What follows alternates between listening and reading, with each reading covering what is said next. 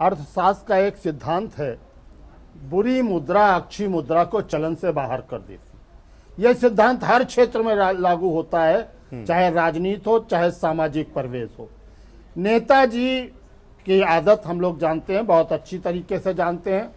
वो उनके पास फीडबैक बहुत अच्छा होता है, वो फील्ड के लोगों से फीडबैक लेते रहते हैं। अब जब उनको लग रहा है कि 2007 का जब चुनाव हुआ था, उस समय एक निठारी कांड ने उनकी सरकार खत्म कर दी थी और बसपा की सरकार आ गई थी।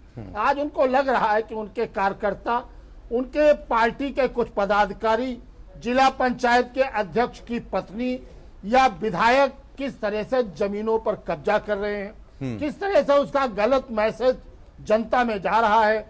तो इस कारण से आज नेताजी ने जो कहा, आज ही नहीं कहा, हमेशा कहा है, जब भी कहा है, आज उन्होंने एक काम किया है कि अखिलेश यादव की भूर भूर प्रशंसा की और उन्होंने कहा कि अगर कुछ कार्यकर्ता जो गुंडाई कर रहे हैं, जमीन का कब्जा कर रहे हैं, दादागिरी कर रहे हैं, माफियागिरी कर रहे हैं, अगर इनकी हरकत न रुकी तो हमारी सरकार को वापस आने में कष्ट होगा, हमारी सरकार को वापस आने में संदेह है।